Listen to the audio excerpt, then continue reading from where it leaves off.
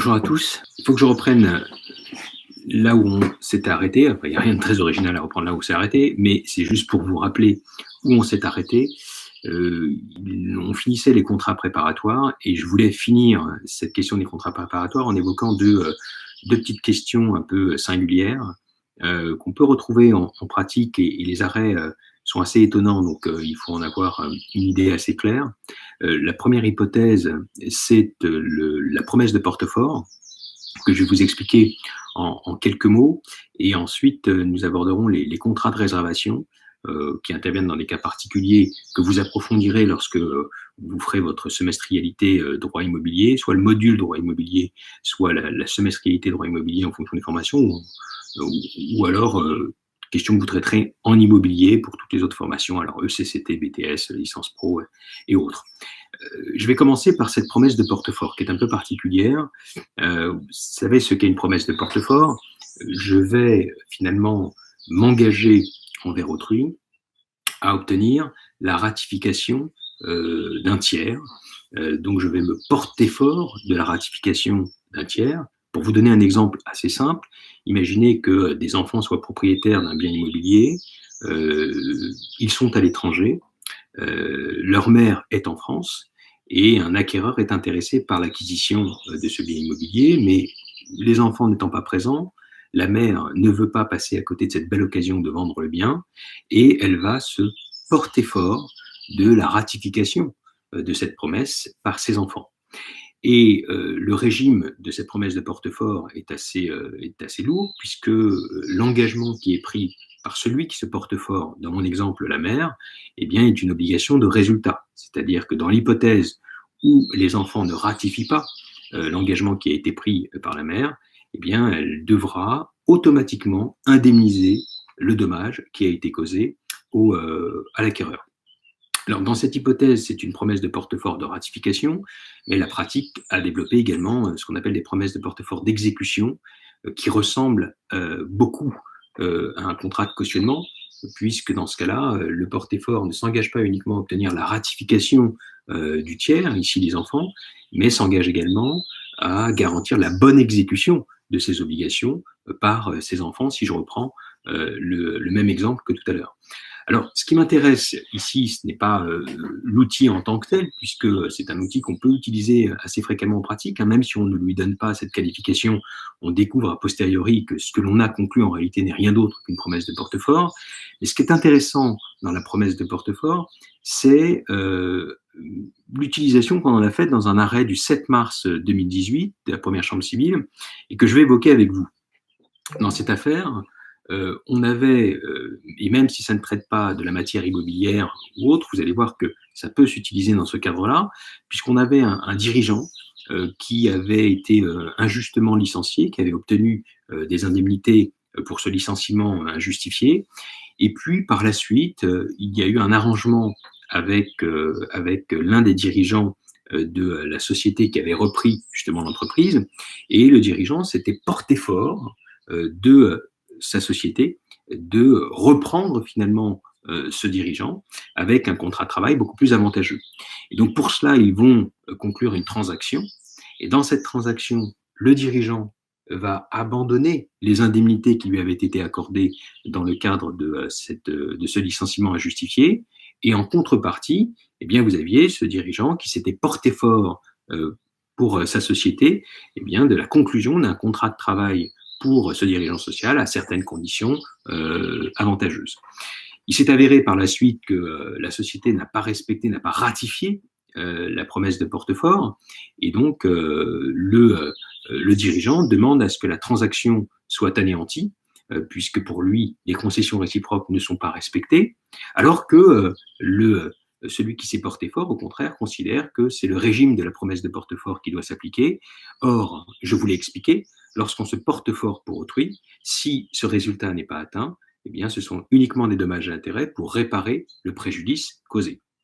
Donc la question qui s'était posée dans cet arrêt du 7 mars 2018, c'est de savoir s'il fallait faire prévaloir le régime de la promesse de porte-fort ou s'il fallait appliquer ici le régime de la transaction.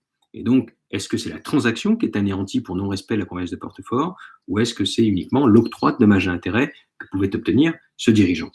Alors c'est intéressant, pourquoi? Parce qu'un parallèle peut être fait, et a d'ailleurs été fait, avec les arrêts que j'avais évoqués avec vous. Rappelez, c'était une promesse unilatérale de vente qui se trouvait à l'intérieur d'un ensemble contractuel, ou une promesse unilatérale de vente qui se trouvait à l'intérieur d'une transaction. Et on avait considéré que cette promesse n'avait pas été enregistrée dans le délai de 10 jours à peine de nullité absolue, article 1589.2 du Code civil, et les juges devaient savoir si la promesse devait être annulée ou pas. Et ce qu'avait décidé la Cour de cassation dans cet arrêt sur la transaction et la promesse unilatérale, c'est que la promesse unilatérale à l'intérieur d'une transaction perd son autonomie, et donc un régime juridique qui n'est plus celui de la promesse unilatérale, mais c'est le régime juridique de la transaction qui absorbait finalement la promesse unilatérale de vente. Et donc on a considéré que 1589.2 n'était pas applicable. Eh bien, par analogie, on aurait dû considérer la même chose dans une promesse de portefort qui est à l'intérieur d'une transaction. Et je vous rappelle que cette promesse de portefort, dans une transaction, elle peut porter sur un bien immobilier, hein, ce qui n'était pas le cas en l'espèce dans l'arrêt de 2018, mais ça peut s'appliquer à un cas immobilier. Et donc, ici, le régime de la promesse de portefort doit être finalement absorbé par le régime juridique de la transaction. Eh bien, ce n'est pas ce qu'a décidé la Cour de cassation dans cet arrêt du 7 mars 2018. Bien au contraire, elle a considéré que le régime qui devait s'appliquer est celui de la promesse de portefort. Et par conséquent, le dirigeant ne pouvait obtenir de celui qui s'est porté fort que de simples dommages d'intérêt. En aucun cas, il ne pouvait demander et obtenir l'annulation du contrat de transaction. Alors, c'est un arrêt qui est très critiquable, à mon sens, difficile à expliquer, puisqu'on comprend bien que dans une transaction, il y a des concessions réciproques, et la promesse de portefort n'est qu'un élément de ces concessions réciproques. Et à l'intérieur d'une transaction, elle devrait perdre son autonomie, de la même façon qu'une promesse unilatérale de vente perd son autonomie et n'est plus soumise à l'article 1589.2. Donc voilà en tout cas un arrêt qu'il faut connaître, parce que probablement, en attendant peut-être qu'il soit confirmé, mais probablement il peut conditionner l'efficacité d'une promesse de portefort dans une transaction, et ça, on peut en avoir en matière immobilière. Il faudra bien attirer l'attention de votre client sur l'efficacité limitée de cette transaction, puisque, au regard de cet arrêt en tout cas, eh bien, c'est le régime de la promesse de portefort qui l'emporte et non pas celui de la transaction. Alors, autre point sur les contrats préparatoires, et j'en aurai fini, et je vais pouvoir enfin passer au droit de préemption, c'est le contrat de réservation. Le contrat préliminaire. Alors, pour ceux qui n'ont pas encore fait de droit immobilier, je vous pose la toile de fond, mais très rapidement, parce que vous l'approfondirez, soit, je le répète, dans la semestrialité droit immobilier, soit dans la partie module droit immobilier, où on approfondit ces questions, notamment dans les contrats de construction immobilière. Quand vous avez un contrat de construction immobilière, prenons le cas le plus fréquent, qui est la vente en l'état futur d'achèvement. Quand vous avez une vente en l'état futur d'achèvement, donc je vais vendre un bien qui n'est pas encore construit, et donc je vais conclure une sorte de vente sur une chose future. Donc, dans ce cas-là, vous allez conclure une vente en l'état futur d'achèvement. Il y a deux hypothèses. Soit cette vente intervient dans le secteur libre, c'est-à-dire qu'elle intervient entre professionnels. On peut parfaitement avoir une VFA entre des professionnels de l'immobilier. Mais très souvent, c'est une vente en état futur d'achèvement qui va se faire avec un particulier, un non-professionnel, pour un bien à usage d'habitation. Dans ce cas-là, on n'est plus dans le secteur libre, on est dans le secteur protégé. Or, quand on est dans le secteur protégé, eh bien, il y a un certain nombre de règles de forme et de règles de fond qu'il faut respecter. Notamment, il est précisé que si le contrat de vente définitif, c'est-à-dire la VFA, est précédé d'un contrat préparatoire, ce n'est pas obligatoire, hein, mais si il est précédé d'un contrat préparatoire, ce contrat préparatoire ne peut pas être autre chose qu'un contrat de réservation. Et ce contrat de réservation est strictement encadré par la loi, puisqu'il y a des conditions de fond à respecter et des conditions de forme. Mais bien entendu, on peut parfaitement opter pour une vente directe sans passer au préalable par un contrat préparatoire. Mais si on choisit un contrat préparatoire, et j'insiste, il faudra nécessairement dans le secteur protégé que ce contrat prenne la forme d'un contrat de réservation. Alors vous verrez les problèmes de qualification et autres, vous aborderez ces questions. Moi, je m'intéresse uniquement ici aux aspects actes courants et techniques contractuelles. Alors justement, une question s'est posée à propos de ce contrat de réservation, c'est de savoir quelle était la conséquence d'un anéantissement du contrat de réservation sur le contrat de vente définitif. Donc on imagine qu'il y a un contrat de réservation, qu'il y a un vice de fond ou de forme qui entraîne la nullité du contrat de réservation et la vente en état futur d'achèvement, la vente définitive a été conclue. Est-ce que l'anéantissement du contrat de réservation entraîne en cascade l'anéantissement de la vente définitive? Alors sur ce point, il y a eu deux arrêts très intéressants qui avaient été rendus, plusieurs, mais je n'en citerai que deux. Un arrêt de la troisième chambre civile du 27 avril 2017, qui est le premier arrêt à avoir pris position sur cette question, et un autre du 21 mars 2019, qui est le dernier arrêt en date, prenant la même position, toujours de la troisième chambre civile. Donc 27 avril 2017 et 21 mars 2019. Dans ces deux arrêts, la question était toujours la même. Il y a anéantissement du contrat de réservation, et la question est de savoir, est-ce que cela entraîne, par voie de conséquence, en cascade, l'anéantissement de la vente définitive? La Cour de cassation commence son raisonnement de la manière suivante, en disant que le contrat de réservation est un contrat facultatif et autonome. Facultatif, vous l'avez bien compris, puisque je vous l'ai expliqué, c'est que vous n'êtes pas obligé de passer par un contrat préparatoire. Mais si vous décidez de passer par un contrat préparatoire, dans le secteur protégé, il doit prendre la forme d'un contrat de réservation.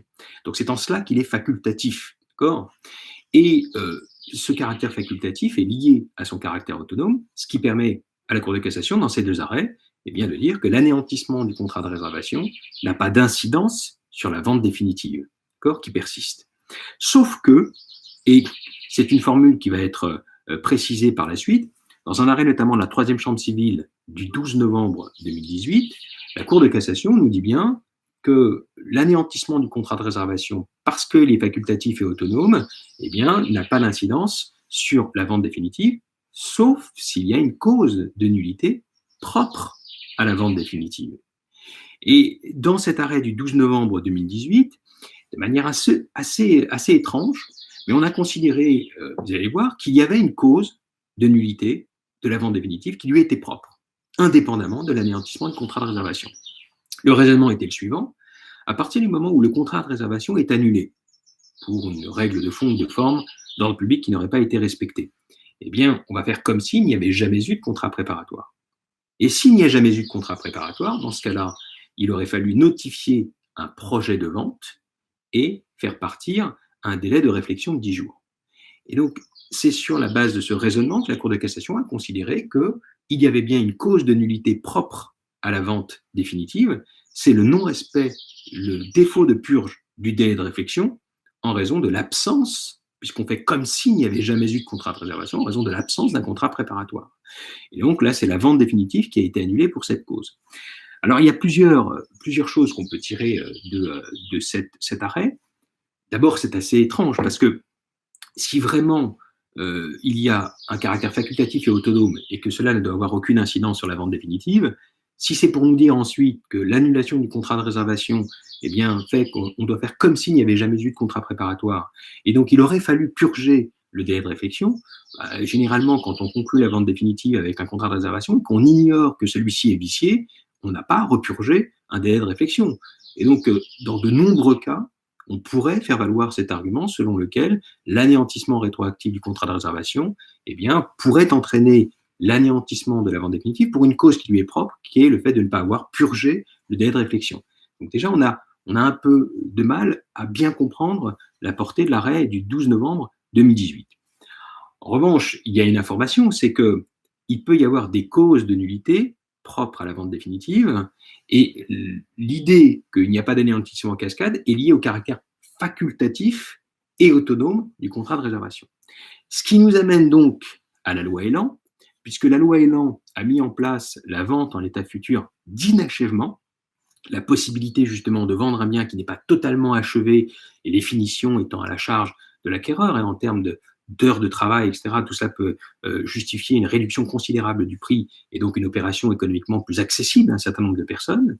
Et dans le cadre de la loi Elan, eh bien, dans le cadre de la VEFI, de la vente en état futur d'inachèvement, on présente le contrat de réservation comme étant un préalable obligatoire.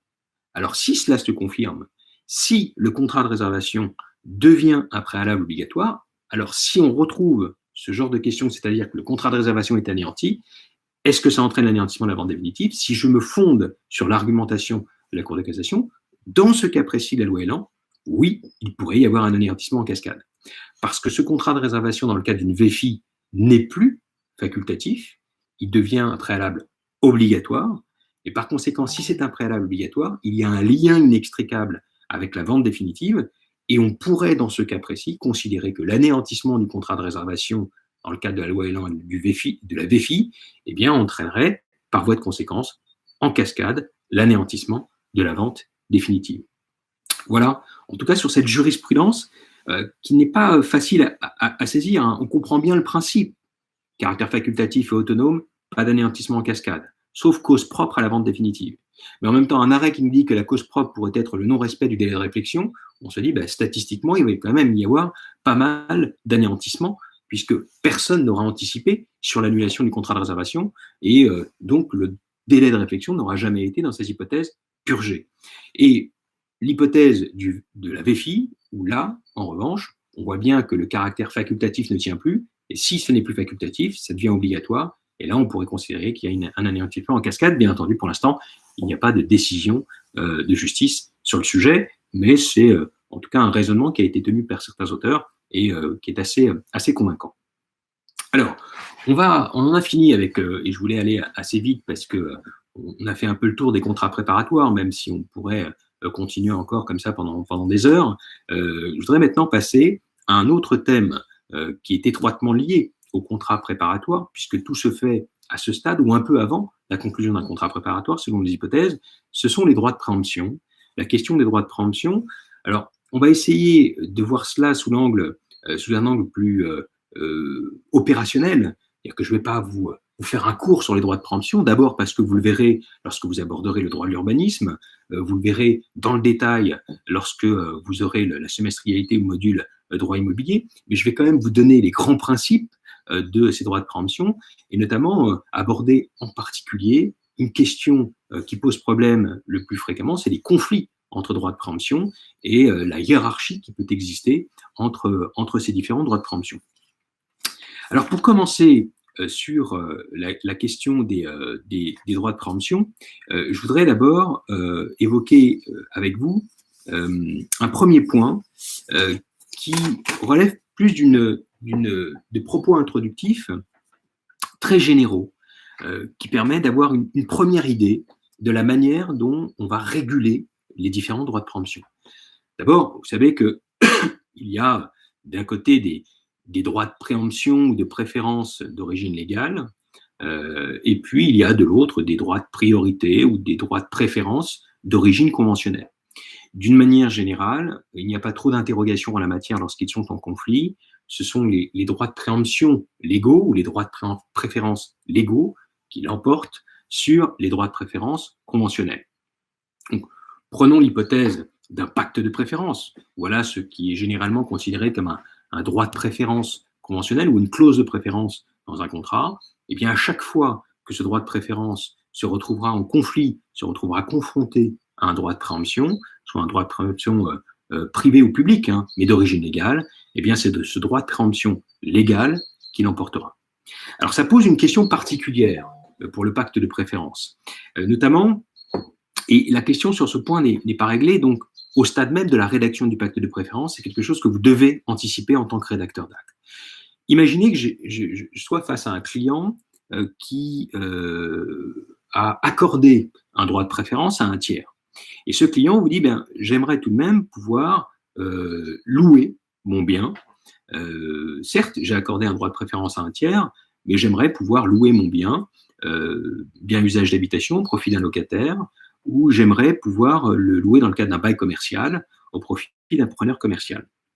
Dans cette hypothèse, est-ce que le fait de conclure un contrat de bail d'habitation ou un contrat de bail commercial est incompatible avec l'existence d'un droit de préférence qu'il a accordé à un tiers?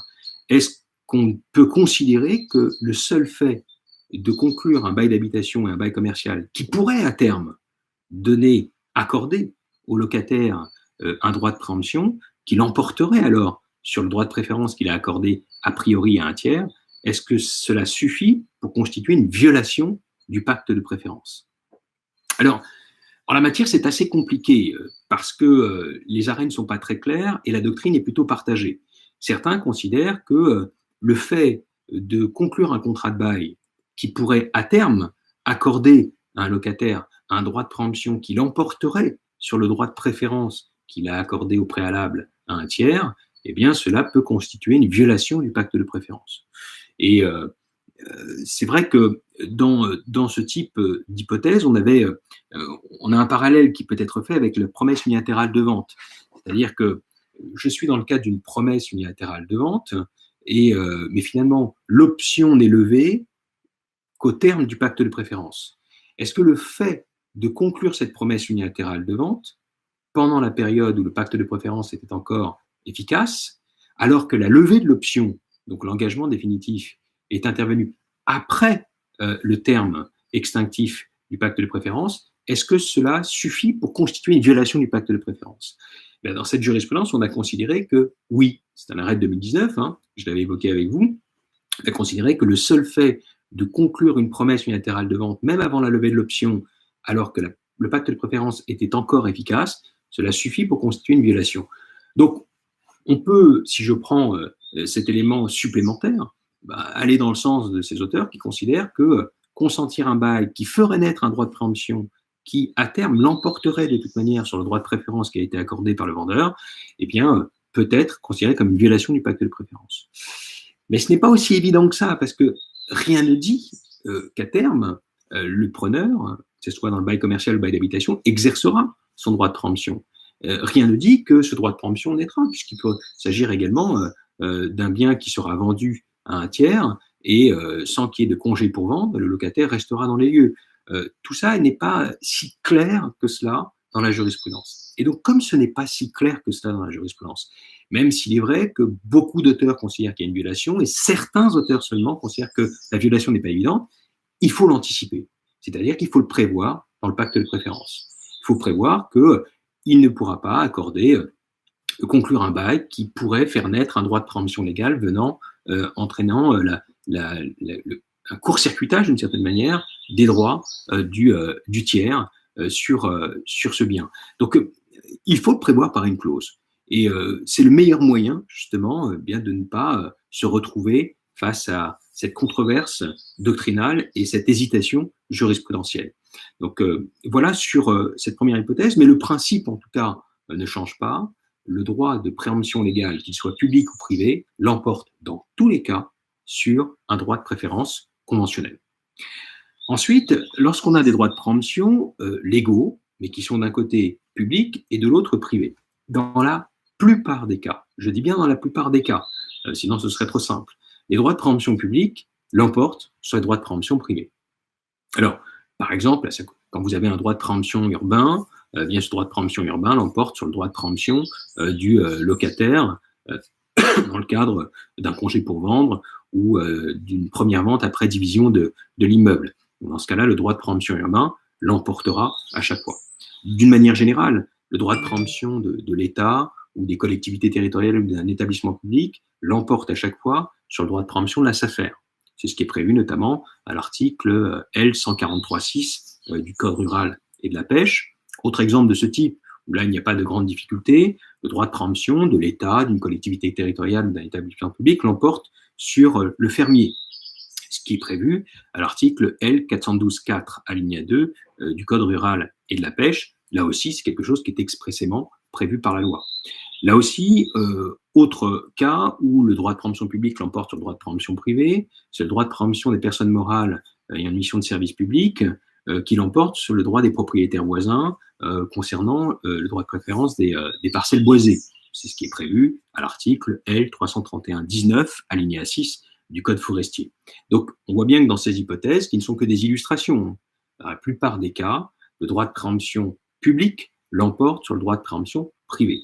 Alors, avec la SAFER, qui est une hypothèse un peu particulière, parce que oui, c'est un droit de préemption privé, mais c'est une personne morale de droit privé avec un service public administratif, on l'a déjà vu, un arrêt du Conseil d'État de 1995, et donc, quoi qu'il en soit, ça reste un droit de préemption privé, singulier, mais qui sera toujours inférieur au droit de préemption public. Alors, il y a néanmoins un cas de droit de préemption privé qui l'emporte sur tous les autres droits de préemption, notamment les droits de préemption publique, c'est le droit de préemption des co-indivisaires lorsqu'il y a cession des quotes-parts indivises par l'un des co-indivisaires, c'est l'article 815-14 du Code civil. Là, ce droit de préemption l'emporte sur tous les autres droits de préemption, notamment les droits de préemption publique. c'est la singularité du bien et de l'objet qui justifie cette règle dérogatoire, c'est-à-dire la nature de bien indivis qui justifie que 815-14 l'emporte dans tous les cas. Alors après, on a aussi d'autres hypothèses qui sont réglées par le législateur en cas de conflit, mais cette fois, vous allez voir, en cas de conflit entre droits de préemption publics. Alors, entre droits de préemption public et privé, vous avez vu la règle générale, c'est que c'est le public qui l'emporte le plus souvent, sauf le cas particulier 815-14. Et là, on va essayer maintenant de voir des hypothèses un peu plus complexes de droits de préemption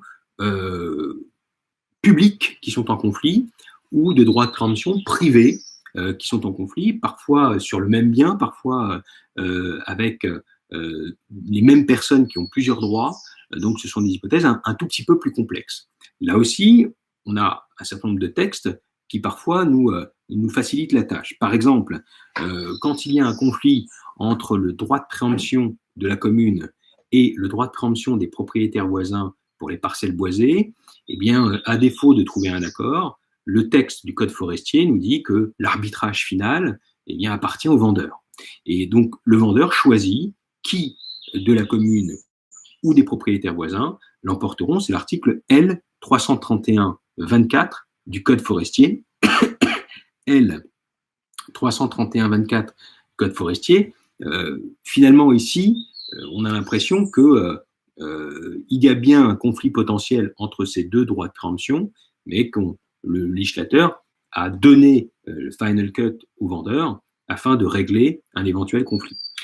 On a aussi une autre hypothèse qui ne devrait pas poser de difficulté entre droits de préemption publics, c'est le droit de préemption de la ZAD, dont peuvent être titulaires des établissements ou des sociétés d'économie mixte ou une collectivité locale, donc des zones d'aménagement différées, qui se retrouveraient en conflit avec un droit de préemption urbain que pourrait faire valoir la commune.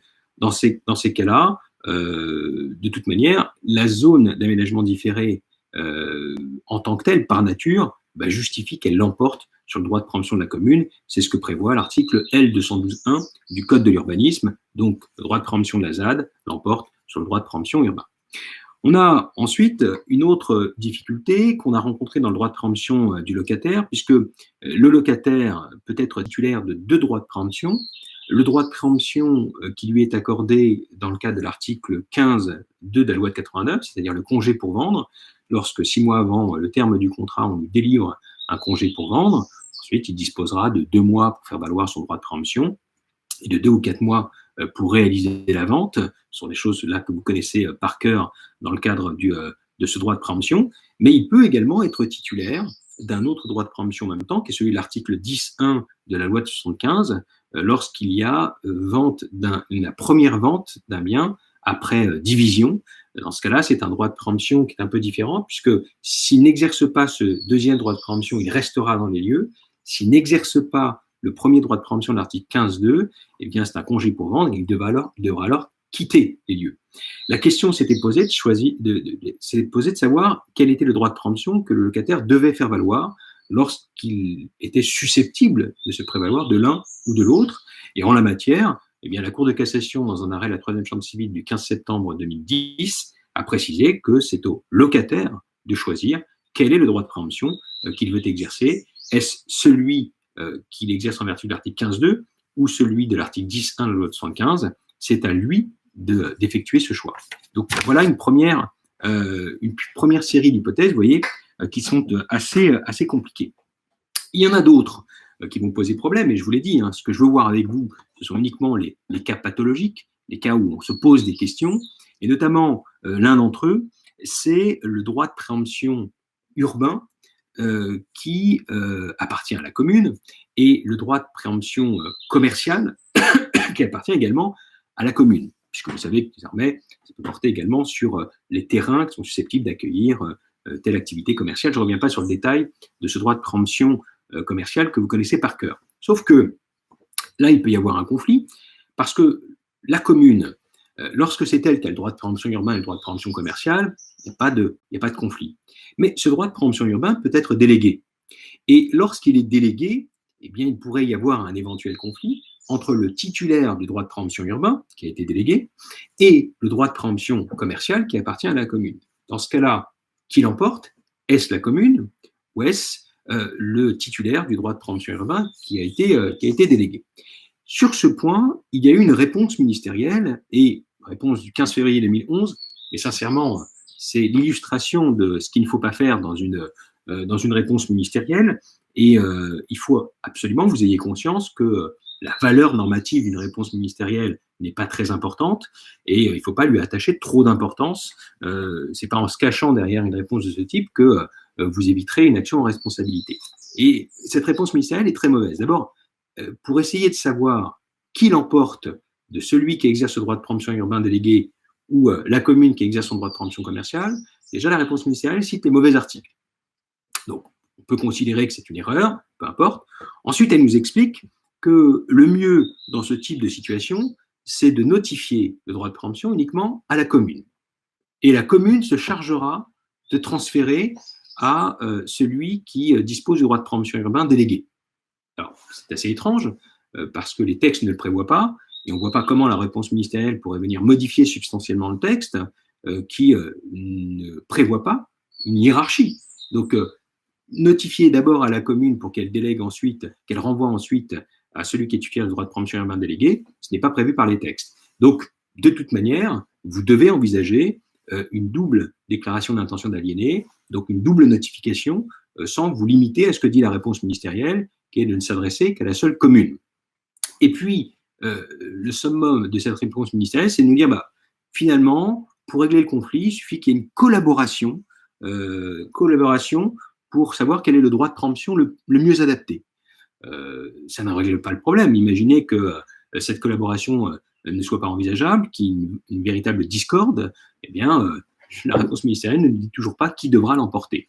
Donc, une réponse ministérielle qui ne sert à rien, et on voit bien dans cette hypothèse bien que très probablement, si un contentieux naît, de toute manière, il y aura une notification faite d'eux, et c'est probablement le prix de la course, qui est une sorte de règle qui s'applique à défaut d'avoir d'autres éléments de classification.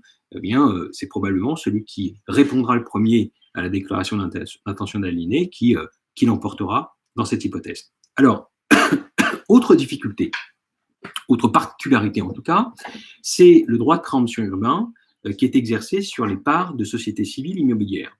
Alors, vous savez que depuis la loi Allure du 24 mars 2014, il y a eu des assouplissements en la matière concernant les cessions de parts de sociétés civiles immobilières sur lesquelles on peut maintenant exercer un droit de préemption urbain, un droit de préemption simple, et pas simplement comme auparavant lorsqu'il y avait le transfert de la totalité des parts sur sociétés civiles immobilières, un droit de préemption qui était un droit de préemption, réservé, pas simplifié, mais j'en perds mes mots, c'est pas très grave, donc c'est pas un droit de préemption simple, mais un droit de préemption, bon, c'est pas très grave, vous l'avez compris. Dans cette hypothèse, en tout cas, de la loi Allure du 24 mars 2014, renforcée, pardon. Finalement, il y a des mots très simples qui, je devrais peut-être m'inquiéter. Donc, un droit de préemption renforcé, et désormais, avec le nouvel article L213.1 du Code de l'urbanisme, eh bien, on a assoupli les règles pour la cession des parts d'une société civile immobilière. D'abord, première précision, les sociétés, les cessions majoritaires de parts de sociétés civiles immobilières sont soumis à un droit de préemption urbain simple, donc plus un droit de préemption urbain renforcé. Donc c'est la première modification, première extension qui découle de la loi Allure. Donc j'ai une cession majoritaire des parts d'une SCI, eh bien cette cession sera soumise à un droit de préemption urbain simplifié, à condition bien entendu que il y ait dans cette société un immeuble qui lui-même est soumis à un droit de préemption urbain simplifié. Donc, de quoi s'agit-il? Depuis la loi Allure, on sait qu'il faut regarder justement la date de publication d'un mandat RCP, c'est le plus souvent, et il faut vérifier donc la date d'achèvement, pardon. Donc, à partir de la date d'achèvement, dans les 4 premières années, eh bien, c'est un droit de préemption urbain renforcé. À partir de la 4e année, on passe à un droit de préemption urbain simplifié. Et on prévoit également, en cas de publicité, donc du régime de copropriété qui est publié, eh bien, pour une période de 10 ans. Au-delà de 10 ans, jour de la publication, donc, au-delà de 10 ans, eh bien, c'est le droit de préemption urbain renforcé qui prend le relais. Donc ça signifie, dans mon hypothèse, que quand j'ai un bien qui vient d'être construit, eh bien, entre la 4e année qui suit l'achèvement et jusqu'à la 10e année de la publication, pendant ces 6 ans, c'est un droit de préemption urbain simplifié qui va s'appliquer, droit de préemption urbain simple qui s'applique. Alors justement, pour pouvoir envisager l'application du droit de préemption urbain à une cession majoritaire de part d'une SCI, il faut que le bien immobilier de cette SCI rentre bien dans ce cadre des entre 4 ans et 10 ans et où le droit de préemption urbain simple est applicable. Ça, c'est la première extension. Deuxième extension, cette cession majoritaire des parts civiles s'applique également, est soumise également, cession majoritaire, au droit de préemption des ZAD. Donc ça, c'est la deuxième extension. Et la troisième, la plus intéressante, mais celle qui pose encore des difficultés aujourd'hui, c'est que cette cession peut porter sur une cession qui n'est pas majoritaire, mais qui peut avoir pour résultat de rendre l'acquéreur majoritaire dans la détention des parts d'une SCI. Pourquoi cette règle a été posée par la loi Allure? Elle est là pour lutter contre ce qu'on appelle les cessions perlées. C'est-à-dire que pour échapper à la cession majoritaire, eh bien, on procédait à un découpage fictif des cessions pour que la cession ne soit jamais considérée comme majoritaire. Sauf que, dans le résultat, ça permettait à un acquéreur, en plusieurs fois, eh bien, de devenir majoritaire et d'échapper ainsi au droit de préemption qui avait été mis en place. Donc, pour lutter contre ce qu'on appelle ces cessions perlées, on a considéré que étaient également soumises au droit de préemption urbain simple, eh bien, les cessions qui avaient pour résultat de rendre quelqu'un majoritaire. Prenons quelques exemples, et vous allez voir que plus on avance dans les exemples, plus il y a des difficultés. L'exemple le plus simple, c'est celui qui va d'abord se porter acquéreur de 49 parts. Dans ce cas-là, il n'est pas majoritaire, donc pas de droit de préemption, et puis il va par la suite acquérir 2 parts. Et ces 2 parts vont faire de lui un acquéreur qui devient majoritaire, et cette deuxième cession, elle est soumise au droit de préemption urbain. Deuxième hypothèse, on a encore une hypothèse de 100 parts, si vous voulez, et il va acquérir auprès de 2 vendeurs différents 45 parts au même moment. Hein. Donc, il va se porter acquéreur au même moment, mais auprès de 2 cédants distincts, eh bien, de 45 parts et 45 parts. Dans ce cas-là, il devient majoritaire. Et la question qui se pose, et là, il y a une hésitation, c'est de savoir si je dois soumettre au droit de préemption uniquement les 45 parts de la deuxième opération, qui font de moi, finalement, un actionnaire, enfin, un associé majoritaire, alors que je vais acquérir au même moment, mais de 2 acquéreurs distincts, ou est-ce que je dois soumettre les 90 parts au droit de préemption? Alors, par précaution, on devrait soumettre l'ensemble des parts au droit de préemption, puisque c'est une opération avec 2 vendeurs de 2 cédants, mais finalement un acquéreur, et le plus prudent serait de soumettre, en attendant qu'il y ait une position plus claire, mais les 90 parts à ce droit de préemption. Et puis, enfin, dans le cadre de cette cession de parts des SCI, il y a une troisième interrogation. Imaginez que vous ayez un associé fondateur. Et cet associé fondateur avait déjà 49 parts. Et au moment où il a créé cette société. Et il va par la suite acquérir 2 parts, qui vont en faire un associé majoritaire. Est-ce que je soumets ces 2 parts supplémentaires au droit de préemption urbain? Alors, si on regarde l'esprit du texte, non, puisque le texte était là pour lutter contre les cessions perlées, et donc, a priori, ces cessions perlées ne sont pas ici concernées, puisque s'il avait 49 parts au départ, c'est en tant que fondateur. Et c'est à l'occasion d'une seule cession eh bien, qu'il devient majoritaire en acquérant ces 2 parts. Donc, normalement, cette cession-là, qui est la seule cession en réalité qui a été réalisée, à proprement parler, n'est pas soumise au droit de préemption urbain. Alors, il y a d'autres interrogations et notamment d'autres difficultés qui n'ont pas encore été réglées pour l'instant. La première, c'est le conflit, pour revenir à notre question du conflit, entre ce droit de préemption urbain pour les parts de sociétés civiles immobilières et l'agrément qui est prévu à l'article 1861 du Code civil, applicable aux sociétés civiles. Parce que on sait qu'il y a un agrément de tout nouvel associé prévu par cet article du Code civil, sauf que il peut se retrouver donc en conflit avec le droit de préemption urbain, et la question est de savoir qui doit l'emporter. Est-ce que c'est l'agrément qui est prévu par l'article 1861 du Code civil, ou est-ce que c'est le droit de préemption urbain qui est prévu par l'article L211-4 du Code de l'urbanisme? Alors, a priori, si on veut bien continuer dans ce raisonnement qui consiste à dire qu'il y a un intérêt général qui devrait l'emporter sur l'intérêt particulier de l'agrément, on devrait faire prévaloir le droit de préemption urbain sur cet agrément qui est exigé dans le cadre de l'article 1861 du Code civil. Alors, autre interrogation, et c'est à mon avis ici plus une remarque pratique, c'est que ce droit de préemption urbain sera assez rarement mis en œuvre dans le cadre de la cession des parts de SCI, parce que ça demanderait tout de même à la commune, lorsqu'elle va récupérer les parts de SCI, d'être solidairement responsable des dettes qui ont été contractées et qui deviendraient exigibles par la suite, puisque, comme tout associé, elle doit être tenue aux dettes sociales.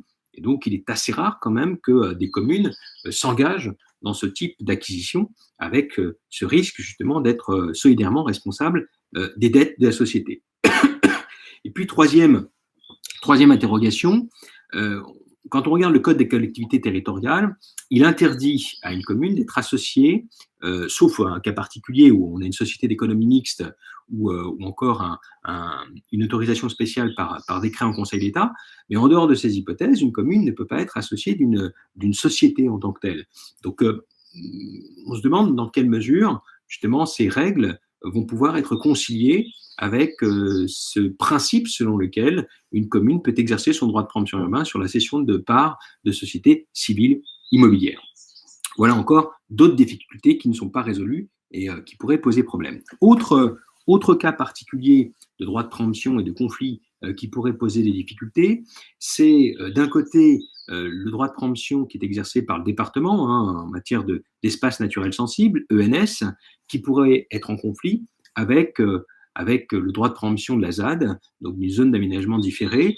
Alors en la matière, quand on regarde la décision du Conseil d'État, les décisions du Conseil d'État, et notamment l'une d'entre elles, une décision du 3 juillet 1998, précise qu'il faut de toute manière envoyer 2 DIA. Donc sur ce point, il n'y a pas d'interrogation possible. C'était d'ailleurs la Cour de cassation qui l'avait même dit dans un arrêt du 10 mai 2007.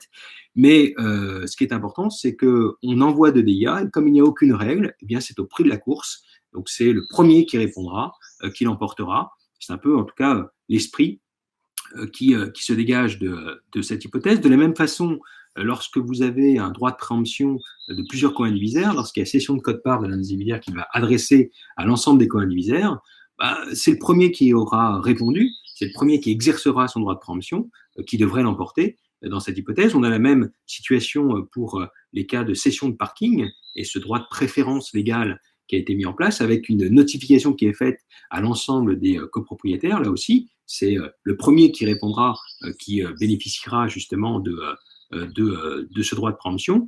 Donc on a toute une série d'hypothèses où les textes n'ont rien envisagé et où il y a plusieurs bénéficiaires potentiels. Et a priori, dans ce cas-là, c'est le prix de la course qui devrait constituer la règle de fonctionnement. Alors, dans le cadre de cette vision très, très générale des droits de préemption, mon idée n'était pas de rentrer dans le détail de tous ces droits de préemption, de voir quelques cas particuliers, quelques cas problématiques. Vous l'avez bien compris, il y a tout de même des règles générales, même s'il y a de nombreuses exceptions, mais il y a des règles générales selon lesquelles le droit de préemption légale l'emporte sur le droit de préférence conventionnelle, les droits de préemption publique l'emportent le plus souvent sur le droit de préemption privé, sauf le cas de l'article 815-14. On a un certain nombre de textes légaux qui nous disent de quelle manière il faut régler le conflit. Parfois, c'est une personne qui effectue le choix. Dans les parcelles boisées, c'est le vendeur qui effectue l'arbitrage définitif. Ou parfois, le texte nous dit clairement que c'est la ZAD qui l'emporte, ou le NS, ou le droit de préemption urbain. Donc, dans toutes ces hypothèses où la loi a pris position, ce n'est pas trop compliqué. Il y a d'autres hypothèses où, a priori, la jurisprudence prend le relais pour nous dire quand il y a plusieurs notifications, eh bien, c'est le prix de la course. C'est le premier qui aura répondu qui l'emportera.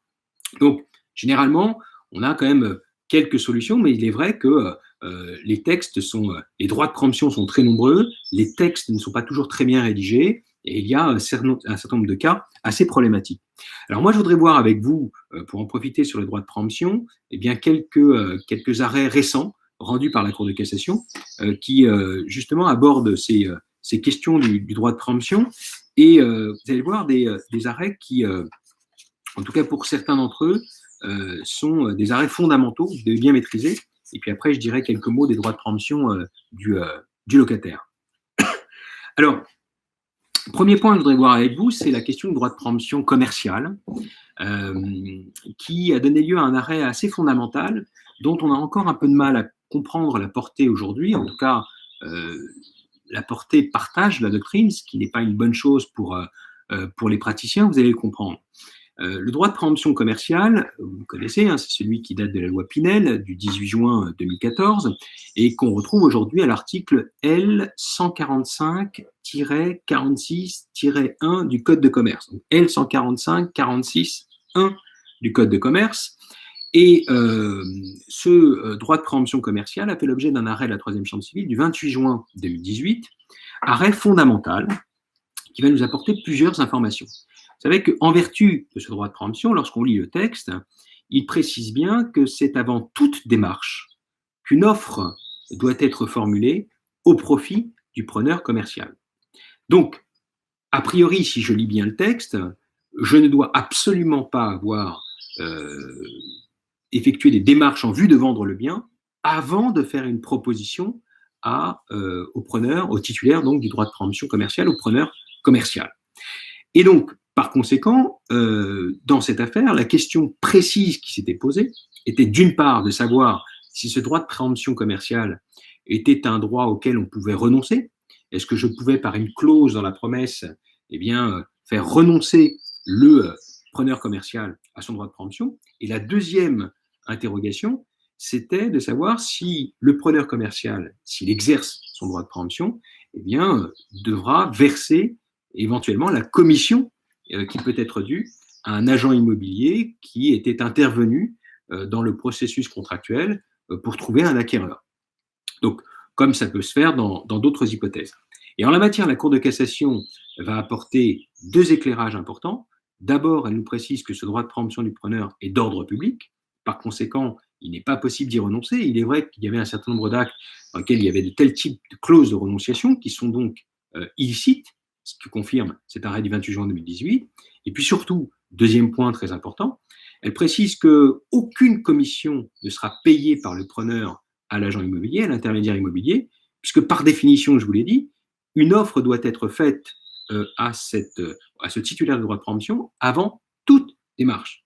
Donc, par nature, aucun intermédiaire ne peut avoir été sollicité, puisque avant toute démarche, il aurait fallu faire une offre au locataire. Et donc, ce qui justifie pour la Cour de cassation, en s'appuyant sur ce texte, eh bien de dire que cette commission n'est pas due par le preneur qui exercerait son droit de préemption. Alors, on comprend bien ces deux prises de position. Ensuite, la troisième interrogation, c'est de savoir si on ne peut plus maintenant conclure des promesses de vente à la condition suspensive de non-exercice du droit de préemption par le preneur. Parce que si on applique le texte de manière formelle, eh bien, effectivement, si je conclus une promesse, quand bien même elle serait assortie d'une condition suspensive, j'ai bien une démarche qui a été engagée avant de faire une offre au preneur. Sauf qu'on sait aussi que la promesse qui est conclue à la condition suspensive de non-exercice du droit de préemption par le preneur commercial, eh bien, c'est que dans l'hypothèse où il exercerait son droit de préemption, la rétroactivité qu'il faut désormais prévoir expressément, mais la rétroactivité de la condition suspensive défaillie permet de faire comme s'il n'y avait jamais eu de promesse, et finalement, on respecterait l'esprit du texte et on ne ferait valoir que la seule acceptation de l'offre par le preneur commercial. Alors c'est sur ce point qu'il y a encore une hésitation. Certains auteurs considèrent que cet arrêt condamne toute promesse assortie d'une condition suspensive de non-exercice du droit de préemption par le preneur commercial, alors que d'autres auteurs, et j'adhère plutôt à cette deuxième position, considèrent que ça ne remet pas en cause, et c'est important en pratique, une promesse à la condition suspensive de non-exercice du droit de préemption par le preneur commercial, puisque la fiction de la rétroactivité de la condition suspensive permet de faire comme s'il n'y avait jamais eu de promesse et de rentrer finalement dans les prévisions du Code de commerce et de faire comme si aucune démarche n'avait été engagée avant que l'offre soit formulée au profit du preneur commercial. Donc, à mon sens, ce n'est pas remis en cause. Pour ceux qui auraient une inquiétude, alors, première chose, il faut prévenir le client. Est-ce que le client, alors qu'il y a une hésitation sur l'interprétation, eh bien, est prêt justement à accepter ce risque d'une promesse à la condition suspensive de non-exercice du droit de préemption? Donc ça, il ne faut pas lui cacher cette situation. Après, à lui d'accepter ou non le risque, puisqu'il y a un doute sur ce point, ou éventuellement privilégier la promesse unilatérale d'achat, puisque dans cette hypothèse, on est bien dans les clous, le vendeur n'est engagé à rien, et si on peut avoir une promesse unilatérale d'achat, au moins on bloque notre acquéreur, et puis ensuite, on voit si le preneur souhaite exercer son droit de préemption, et là on est finalement, on respecte les termes de la loi de manière formelle.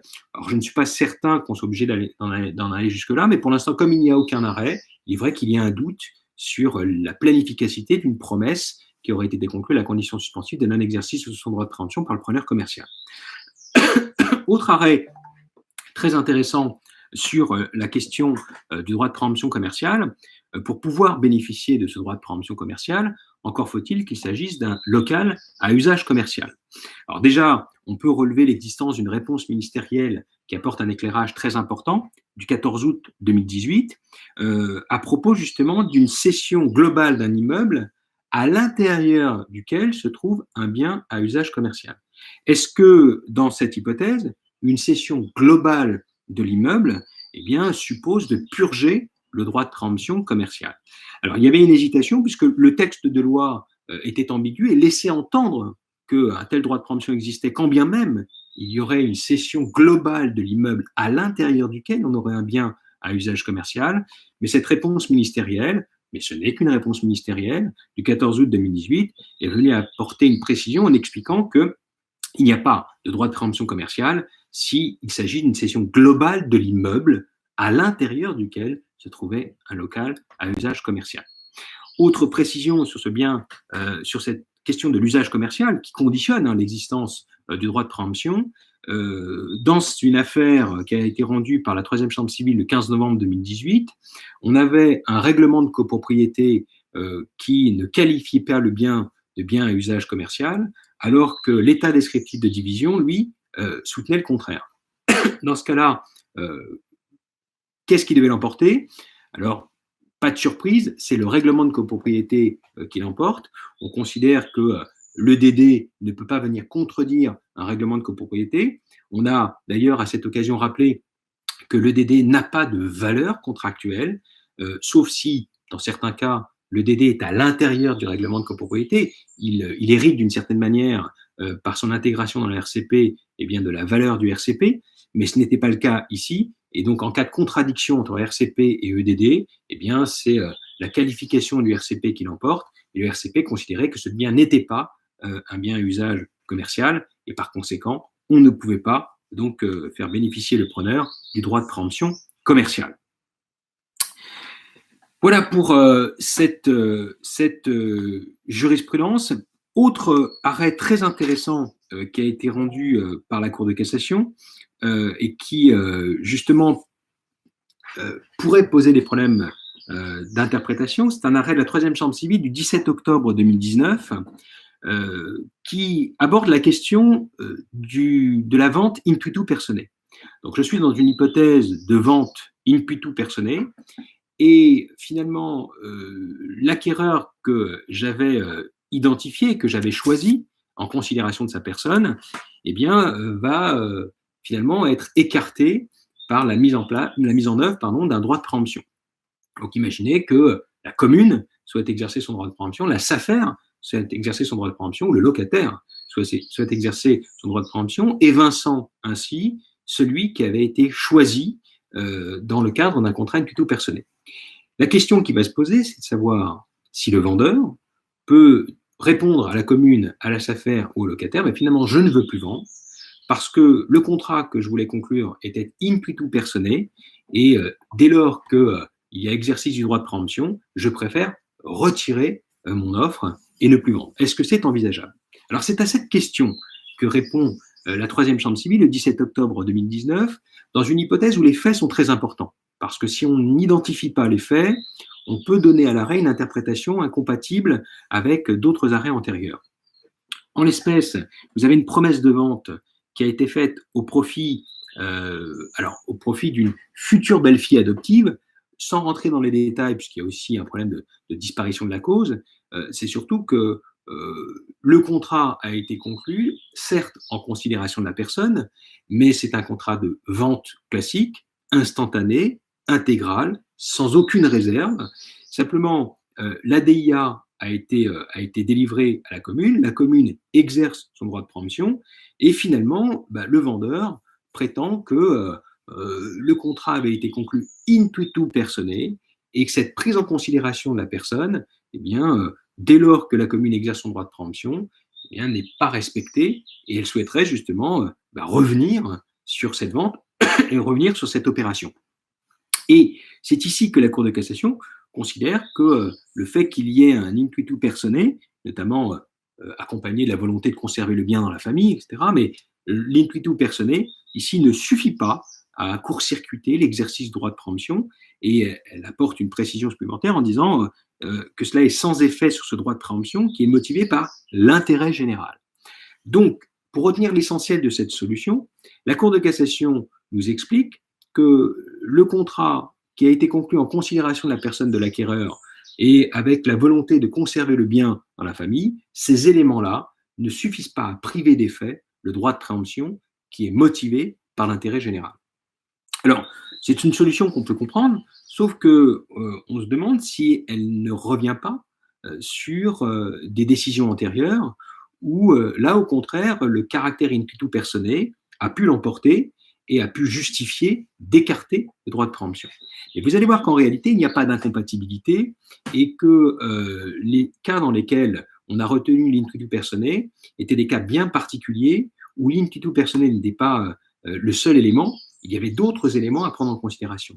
Notamment, il y a une affaire du 6 octobre 2016 où il existait un droit de préemption de la SAFER, une notification a été faite auprès de la SAFER, mais dans une vente très particulière, puisqu'il s'agissait de la vente d'un bien à un prix modique. Pour quelle raison? Parce qu'en contrepartie de la vente du bien, eh bien, le propriétaire s'était réservé une parcelle de terrain pour son jardinage, et l'acquéreur s'était engagé à procéder à l'entretien de l'ensemble du bien qui avait été vendu. Et donc, c'est à partir de là que la Cour de cassation a considéré que c'était bien un contrat dont les caractéristiques, notamment l'in tuitu personae, mais le droit d'usage que s'était réservé et l'engagement qu'avait pris l'acquéreur dans ce lien juridique qui allait s'inscrire dans la durée, tout cela justifiait qu'on puisse écarter le droit de préemption de la SAFER et faire valoir justement les caractéristiques spécifiques de cette vente. Mais vous voyez bien ici que ce n'est pas simplement, comme dans la première hypothèse que j'ai évoquée tout à l'heure, un contrat qui est conclu in tuitu personae. Ici, c'est un contrat qui est conclu in tuitu personae, mais qui va également créer une relation qui va s'inscrire dans la durée, puisqu'il y a une réserve du droit d'usage avec une obligation qui est à la charge de l'acquéreur, qui est d'entretenir le bien pendant toute la durée. Et donc, on voit bien que ce sont tous ces éléments, le droit qui est réservé, le contrat qui s'inscrit dans la durée, une obligation qui elle-même s'inscrit dans la durée à la charge de l'acquéreur, qui justifie justement qu'on puisse écarter le droit de préemption de la SAFER. Et donc, il n'y a pas d'incompatibilité avec le premier arrêt de 2019, où c'est un contrat instantané, où il y a vente d'un bien, sans qu'il y ait réserve de droit, sans qu'il y ait une obligation particulière à la charge de l'acquéreur. Donc, la configuration n'est pas du tout la même. Et c'est la même qu'on retrouve d'ailleurs dans une autre affaire où c'était un bien usage d'habitation avec un droit de préemption du locataire. Mais là encore, on avait un droit d'usage qui a été réservé et des obligations qui avaient été mises à la charge de l'acquéreur. Et encore une fois, on voit bien que l'in tuitu personae ne suffit pas. C'est vraiment le droit d'usage qui est réservé et l'obligation qui s'inscrit dans la durée à la charge de l'acquéreur qui justifie qu'on évince le droit de préemption du locataire en raison de ces caractéristiques très singulières de la vente. Et donc, il faudra, au cas par cas, se livrer à l'avenir à une appréciation in concreto, voir quelles sont les modalités d'exécution des obligations.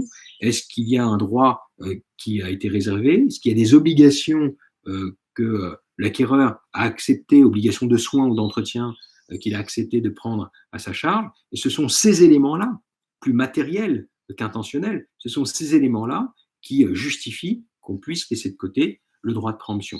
Ce qui n'était pas du tout le cas dans l'arrêt de 2019, et on voit donc qu'il n'y a pas d'incompatibilité entre l'arrêt de 2019 et les autres arrêts antérieurs concernant la SAFER ou le droit de préemption du locataire dans un bien à usage d'habitation. Alors voilà pour ces questions de droit de préemption abordées assez brièvement. J'aurai l'occasion, lorsqu'on verra ensemble la vente d'un bien loué, d'évoquer les questions plus spécifiques du droit de préemption du locataire, les 3 droits de préemption, voire 4 avec le cas particulier qui concerne certaines personnes morales pour les ventes en bloc, mais je préfère conserver cette présentation au moment où j'aborderai la vente d'un bien loué, puisque c'est à cette occasion notamment que on verra toutes les précautions qu'il faut prendre lorsqu'il y a la vente d'un bien de ce type, notamment dans les obligations, mais également tous ces droits qui sont accordés aux locataires. Voilà, j'en ai fini aujourd'hui pour la question très générale de droit de préemption, et surtout les conflits entre droits de préemption. Voilà, j'en ai fini pour aujourd'hui. Je vous souhaite une excellente journée et prenez bien soin de vous et à très bientôt. Au revoir.